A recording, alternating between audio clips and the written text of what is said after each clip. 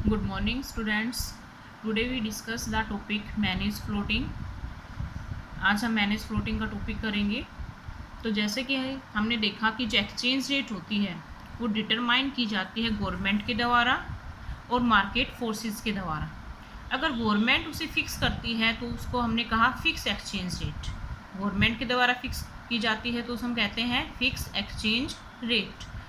अगर market forces के द्वारा फिक्स की जाती है उसे हम कहते हैं फ्लेक्सिबल एक्सचेंज रेट। यानी कि flexible exchange rate is determined by the market forces of supply and demand. Flexible exchange rate है वो मार्केट फोर्सेस के द्वारा फिक्स की जाती है और मार्केट फोर्सेस आप लोगों को पता ही है कि डिमांड एंड सप्लाई। नेक्स्ट है इसमें हम manage floating exchange rate system या मैनेज फ्लोटिंग किसे कहेंगे हम।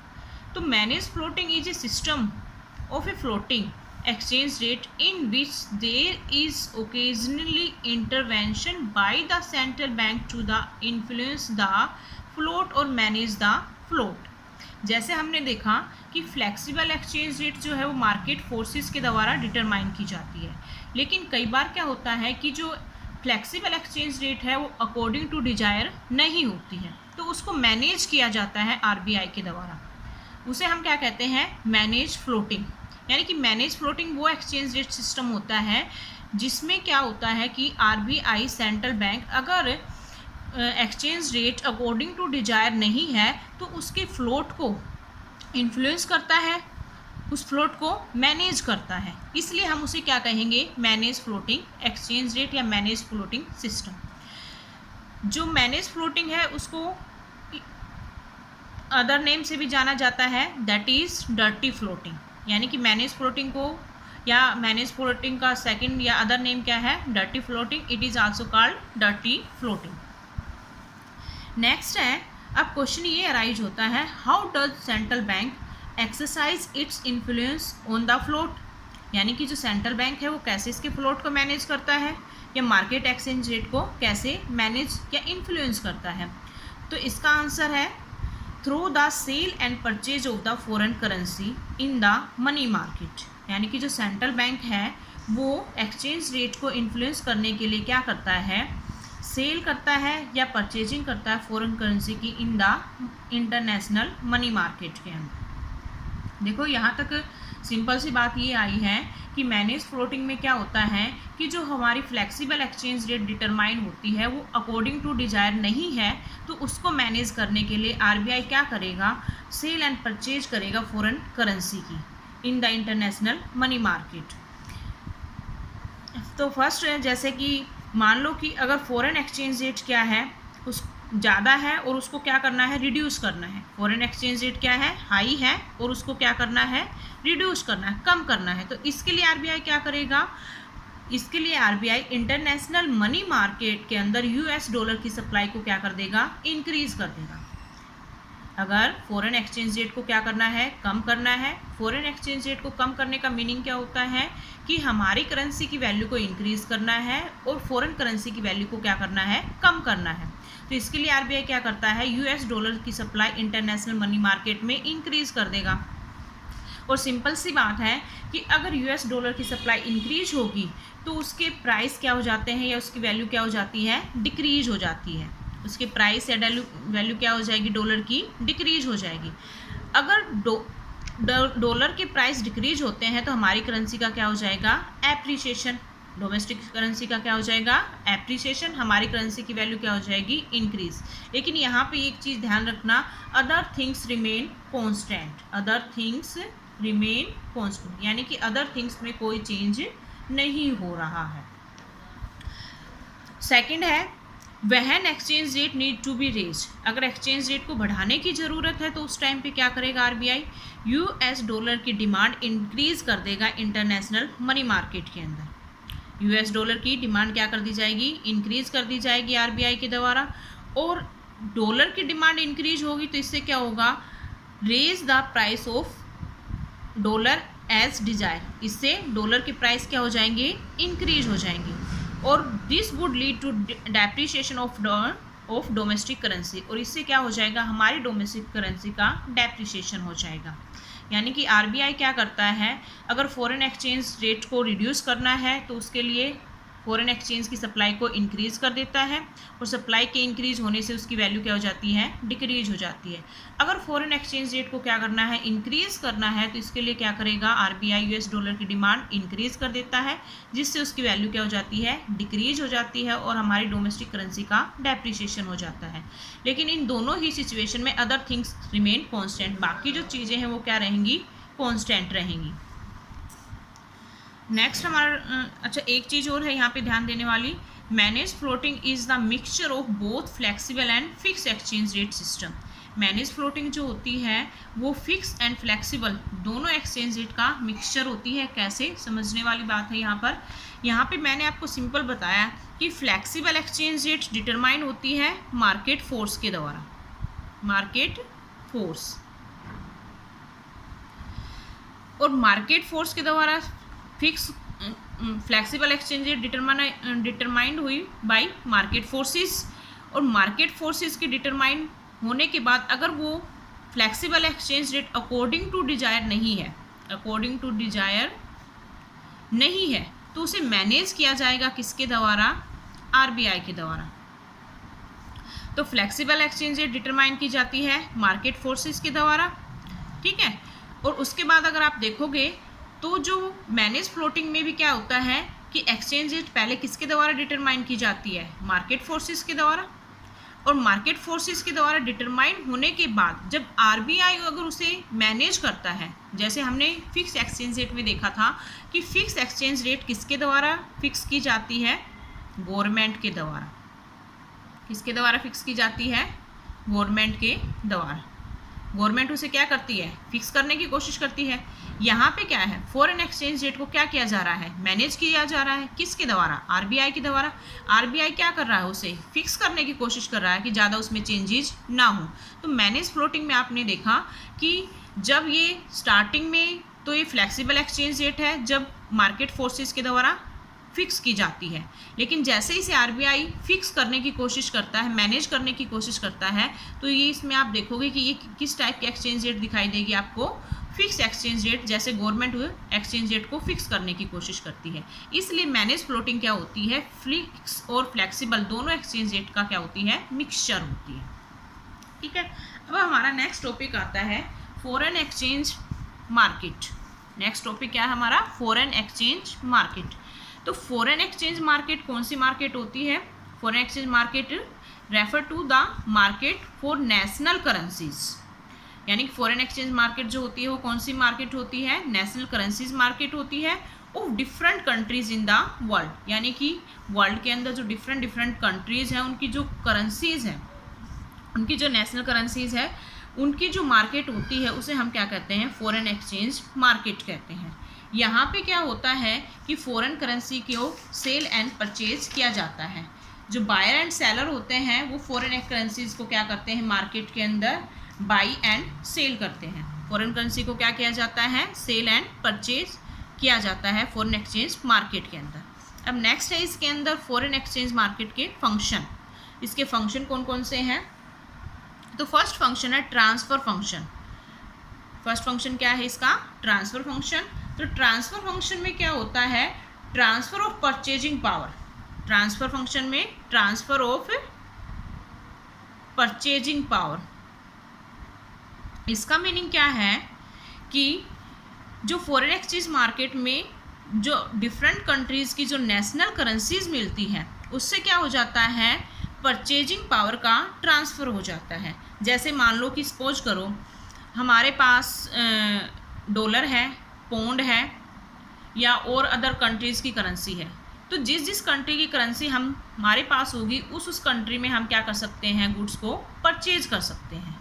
यानी कि हमारे पास क्या है, परचेजिंग पावर आ गई। देखो हम अपनी डोमेस्टिक करेंसी से अदर कंट्री में परचेजिंग नहीं कर सकते हैं, लेकिन फॉरेन एक्सचेंज मार्केट में अगर हम नेशनल करेंसीज जो डिफरेंट कंट्रीज़ की नेशनल करेंसीज हैं, अगर वो करेंसी अगर हम परचेज कर लेते हैं तो उससे हम क्या कर सकते हैं, डिफरेंट कंट्रीज़ में परचेज कर सकते हैं गुड्स को, सर्विसेज को।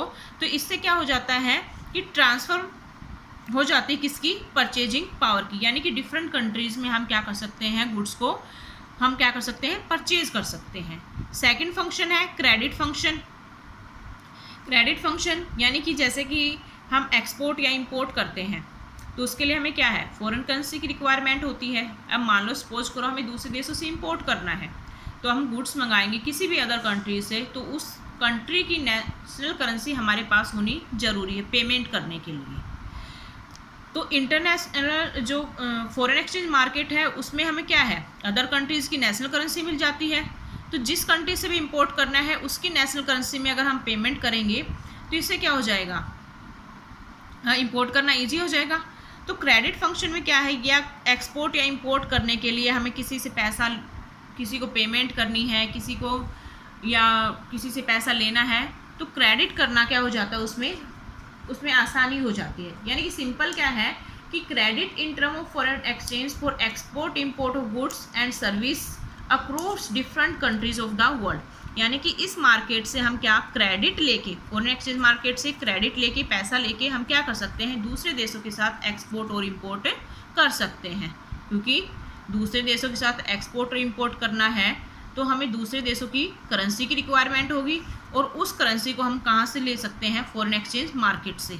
वहाँ से हम क्या कर सकते हैं, क्रेडिट लेके क्या कर सकते हैं, एक्सपोर्ट और इंपोर्ट कर सकते हैं। थर्ड फंक्शन क्या है, हेजिंग फंक्शन। हेजिंग फंक्शन का मीनिंग क्या होता है कि मान लो कि foreign exchange market, foreign exchange rate, foreign exchange rate में चेंज होने वाला है। फॉरेन एक्सचेंज रेट में क्या होने वाला है, चेंज। मान लो कि ये इंक्रीज होने वाली, in future foreign exchange rate increase होने वाली है, तो प्रेजेंट में ही क्या कर लिया जाता है, एग्रीमेंट कर लिया जाता है। प्रेजेंट में ही क्या होता है, फॉरेन एक्सचेंज मार्केट के अंदर, फॉरेन एक्सचेंज मार्केट जो हमारा है उसमें क्या कर लिया जाता है, एग्रीमेंट कर लिया जाता है। करंट में जो रेट चल रहा है, एक एग्रीमेंट साइन कर लिया जाता है कि करंट में जो रेट है वही, उसी रेट पे हम क्या कर लेते हैं, फ्यूचर डिलीवरी के लिए एग्रीमेंट साइन कर लेते हैं। तो इससे क्या होगा, इन फ्यूचर जो फॉरेन एक्सचेंज रेट हाई होने वाली है उससे हम क्या हो सकता है, उससे हम बच सकते हैं। मान लो कि सपोज करो अब डॉलर है वो 50 रुपीज़ मिल रहा है, और इन फ्यूचर उसके प्राइस जो है 70 रुपीज़ होने वाले हैं। इन फ्यूचर क्या होने वाला है, 70 रुपीज़। तो अगर फ्यूचर में प्राइस इंक्रीज होने वाले हैं तो हम प्रेजेंट में ही क्या करेंगे, एग्रीमेंट साइन कर लेते हैं कि हम फ्यूचर में इतने डॉलर की हमें रिक्वायरमेंट है। उसमें क्या होता है कि जो डिलीवरी है वो तो फ्यूचर में होगी, डॉलर की डिलीवरी फ्यूचर में हो जाती है, लेकिन पेमेंट का जो एग्रीमेंट, जो प्राइस है डॉलर के, वो क्या लगते हैं, प्रेजेंट के लगते हैं। तो जो रिस्क यानी कि जो लॉस होने वाला है उससे बचने के लिए क्या किया जाता है, एग्रीमेंट साइन किया जाता है। इस फंक्शन को हम क्या कहते हैं, हेजिंग फंक्शन।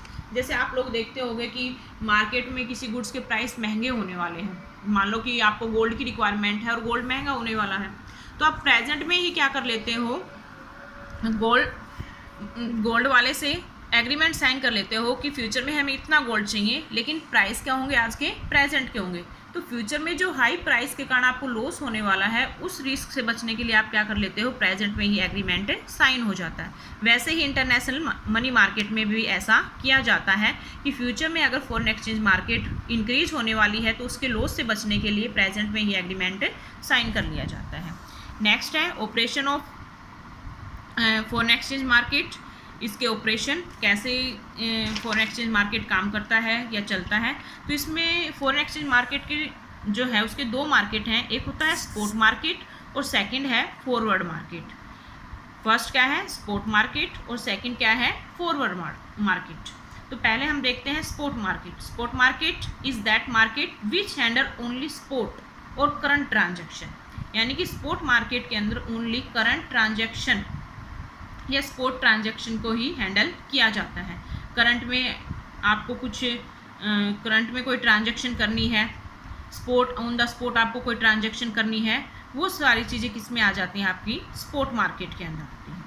तो इसके अंदर प्रिंसिपल करैक्टरिस्टिक्स हम देखते हैं स्पॉट मार्केट के। Principal characteristic, spot market is of a daily nature. Spot market जो है आपका डेली नेचर का होता है। It does not trade in future delivery. Spot market के अंदर फ्यूचर डिलीवरी का ट्रेड नहीं किया जाता है। यानी कि नाम से भी जैसे आपको समझ में आ गया होगा, स्पॉट यानी कि तुरंत उसी टाइम, यानी कि डेली जो ट्रांजैक्शन हो रही हैं, करंट जो ट्रांजैक्शन हो रही हैं वो किस में आ जाती हैं, आपकी स्पॉट मार्केट के अंदर आ जाती हैं। और स्पॉट मार्केट के अंदर जो एक्सचेंज रेट डिटरमाइन होती है उसे हम कहते हैं spot rate of exchange rate, यानी कि the rate of exchange which determine in the spot market is known spot rate of exchange. यानी कि जो ऑन द स्पॉट मार्केट के अंदर जो ट्रांजैक्शन हो रही है, तो करंट में जो एक्सचेंज रेट चल रही है उसी रेट को हम क्या कहते हैं, स्पॉट रेट ऑफ एक्सचेंज कहते हैं। नेक्स्ट है हमारा forward market. Forward market is that market which handle such transaction of foreign exchange that are meant for future delivery। यानी कि फॉरवर्ड मार्केट जो होता है उसमें कौन सी ट्रांजैक्शन की जाती है, फ्यूचर डिलीवरी की जो ट्रांजैक्शन होती है, यानी कि फ्यूचर में जो डिलीवरी की जाएगी, ट्रांजैक्शन की जाती है, उससे रिलेटेड जो मार्केट है वो कौन सी मार्केट आपकी फॉरवर्ड मार्केट होती है। यानी कि फॉरवर्ड मार्केट में क्या होता है कि एग्रीमेंट पहले साइन होता है और ट्रांजैक्शन की डिलीवरी क्या होती है, बाद में होती है, इसलिए इस मार्केट को हम क्या कहते हैं, फॉरवर्ड मार्केट कहते हैं। यानी कि साइन क्या हो जाते हैं इसमें, टुडे साइन आज ही हो जाते हैं, but are to be materialise on some future date. जो ट्रांजैक्शन है वो कब की जाएगी, फ्यूचर डेट में की जाती है, इसलिए इस मार्केट को हम क्या कहते हैं, फॉरवर्ड मार्केट कहते हैं। अब फॉरवर्ड मार्केट की प्रिंसिपल करेक्टरिस्टिक्स क्या है, only forward transaction. Forward market में ओनली क्या की जाती हैं, फॉरवर्ड ट्रांजैक्शन की जाती है, यानी कि ऑन द स्पॉट कोई ट्रांजैक्शन नहीं होती है। ऑन द स्पॉट क्या होता है, एग्रीमेंट साइन किया जाता है। ऑन द स्पॉट क्या होता है, एग्रीमेंट साइन होता है, लेकिन फ्यूचर की ट्रांजैक्शन क्या की जाती है, इसमें फ्यूचर ट्रांजैक्शन इसमें की जाती है।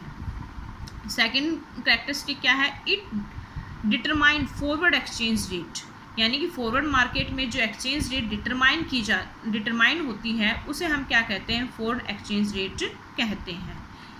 नेक्स्ट है इसके अंदर difference between the spot market and forward market, कि स्पॉट मार्केट और फॉरवर्ड मार्केट दोनों में क्या डिफरेंस है। तो सिंपल सा है, स्पॉट मार्केट में क्या होता है, it handle current transaction, it handle only current transaction. Forward market में क्या होता है, it handle transaction mean for future delivery. Forward market में क्या है, इट हैंडल ये हैंडल करता है फ्यूचर डिलीवरी को, और स्पॉट मार्केट में ओनली कौन सी ट्रांजैक्शन है, करंट ट्रांजैक्शन। स्पॉट मार्केट में जो रेट एक्सचेंज रेट डिटरमाइन होती है उसे हम कहते हैं spot rate of exchange. Spot market में जो एक्सचेंज रेट डिटरमाइन हुई है उसे हमने कहा स्पॉट रेट ऑफ एक्सचेंज। और फॉरवर्ड मार्केट के अंदर जो एक्सचेंज रेट डिटरमाइन होती है उसे हम कहते हैं फॉरवर्ड एक्सचेंज रेट या contract exchange rate. Forward market में जो एक्सचेंज रेट डिटरमाइन होती है उसे हम कहते हैं फॉरवर्ड एक्सचेंज रेट या contract exchange rate. Third difference क्या है, जो स्पॉट मार्केट होता है डज नॉट अलाउ हेजिंग, इसमें क्या है, हेजिंग नहीं होती है। और फॉरवर्ड मार्केट में क्या होते हैं, इट अलाउज हेजिंग। हमने अभी फंक्शन किया था तो उसमें एक फंक्शन आया था हमारा हेजिंग फंक्शन, और जिसमें मैंने बताया था कि स्पॉट हेजिंग फंक्शन में क्या होता है, प्रेजेंट में एग्रीमेंट होता है और फ्यूचर में क्या होती है, ट्रांजैक्शन की डिलीवरी होती है। तो फ्यूचर में जो एक्सचेंज रेट हाई होने वाली है उस रिस्क से क्या किया जा सकता है, बचा जा सकता है, और उस रिस्क से बचना ही हम क्या कहते हैं, हेजिंग कहते हैं। और ये कौन से मार्केट में पॉसिबल है आपका, ओनली फॉरवर्ड मार्केट में, क्योंकि स्पॉट मार्केट में तो क्या होता है, ऑन द स्पॉट एग्रीमेंट है, ऑन द स्पॉट ही क्या कर दी जाती है, ट्रांजैक्शन कर दी जाती है। तो वहाँ पे ये पॉसिबल नहीं है कि आप हेजिंग से बच सको, लेकिन फॉरवर्ड मार्केट में ऐसा पॉसिबल है कि आप हेजिंग से बच सकते हो। तो आज का यही हमारा टॉपिक कंप्लीट होता है और ये चैप्टर भी कंप्लीट होता है। आप लोगों को समझ में आ गया होगा। अगर नहीं समझ में आया है, अगर कोई किसी पॉइंट में कोई डाउट है तो आप मुझसे कांटेक्ट कर सकते हो, फ़ोन करके पूछ सकते हो।